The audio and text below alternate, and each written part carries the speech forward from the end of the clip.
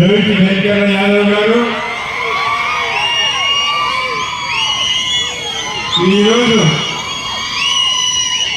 వర్గీకరణ కులగణన సందర్భంగా సమావేశం పెట్టిన శాసనసభ్యులు మందుల సర్వని గారు, ముఖ్య అతిథి ఉత్తమ్ కుమార్ రెడ్డి గారు, మా పెద్దన్న నాగేశ్వరరావు గారు, ఇద్దరు పార్లమెంట్ సభ్యులు, జుక్కల్ శాసనసభ్యులు, వేదికపై ఉండబడిన నా ఆత్మీయులందరికీ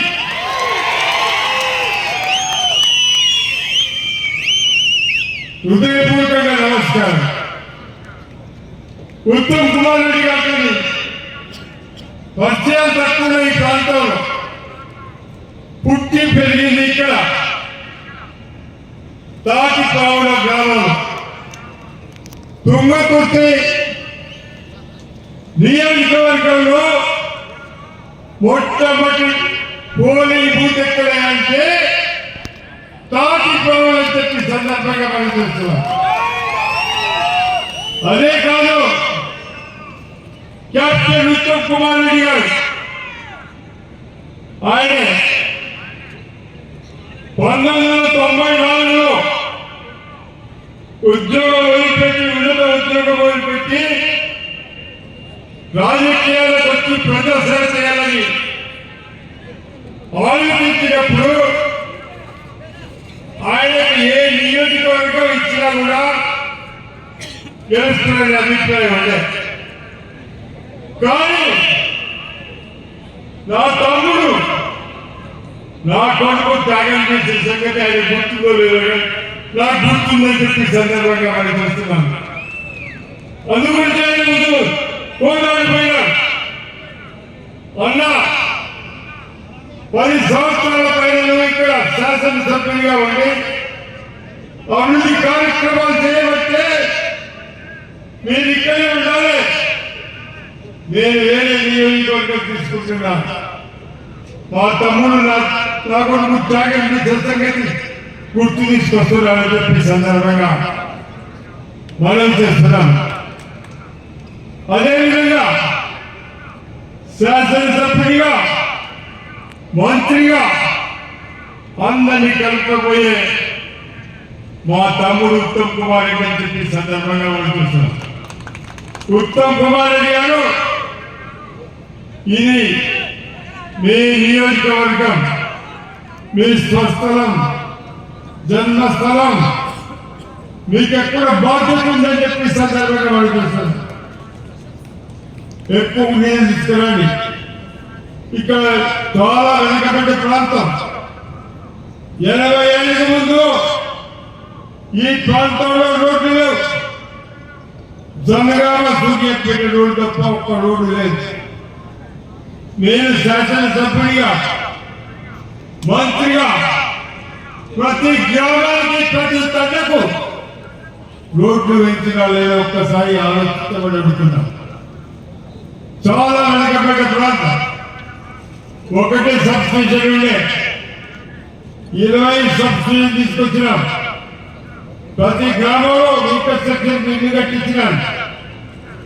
ఎస్ఆర్ఎస్పి రక్తదాపన చేసినాం. మనం అందరం కలిసి ఆడప్పుడు ప్రభుత్వం పైన పోరాడి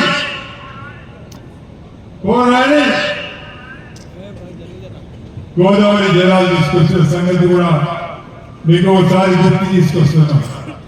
చాలా కార్యక్రమాలు చేసినాం, ఇంకా చేయాల్సింది ఉంది. కాబట్టి ఇద్దరు మంత్రులు, ముఖ్యమైన మంత్రులు ఉత్తమ్ కుమార్ రెడ్డి గారు, అన్న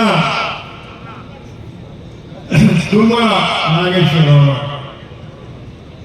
నిజంగా నాకు ఇవాళ ఎంత ధైర్యం వచ్చిందంటే మీ అందరిని చూస్తే 10 సంవత్సరాల పైన ఇంకా పుట్టుకుంటానని చెప్పి ఇక్కడే ఉంటాను. మీ సమస్యలు తెచ్చుకుంటాను, ప్రభుత్వ దృష్టికి తీసుకొస్తాను. తీసుకురావటమే కాదు, కాంగ్రెస్ జెండాను 85కి ఏ విధంగా జెండా ఎగరేసినానో మళ్ళీ తుంగకు తెచ్చే కాంగ్రెస్ పార్టీ అని చెప్పి చెప్పడం జరుగుతుందని చెప్పి చూస్తున్నాం. అదేవిధంగా ఇక్కడే నా కుమారుడు సరస్వ రెడ్డి ఉంటాడు, వ్యవసాయం చేస్తున్నాడు, ప్రజాసేవ చేసేందుకు వస్తున్నాడు. వీరందరి సహకారం కావాలని చెప్పి సందర్భంగా అడుగుతున్నాం. అసలు సభ పెట్టింది వేరే మీటింగ్ పెట్టినట్టు ఇంకా మాట్లాడేది, కానీ ఇది సందర్భం కాదు. ఒకటే ఈ సందర్భంగా ఆలోచిస్తున్నాను.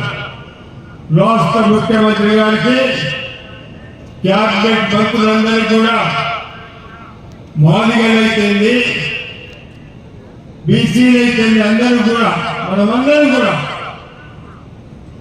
కృతజ్ఞత తెలపాల్సిన అవసరం ఉందని చెప్పి సందర్భంగా మనం చూస్తున్నాం. నేను రాజకీయాలకు వచ్చిన తర్వాత మండల ప్రెసిడెంట్ చూస్తే గవర్నర్ మండల ప్రెసిడెంట్ చేసినాను, యాదవ మండల ప్రెసిడెంట్ చేసినాను, ఒడ్డగ మండల ప్రెసిడెంట్ చేసినాను, బెస్తలు చేసినాను, ముదిగలను చేసినాను, పెరకవాడిని చేసినాను. ఎన్నడూ కూడా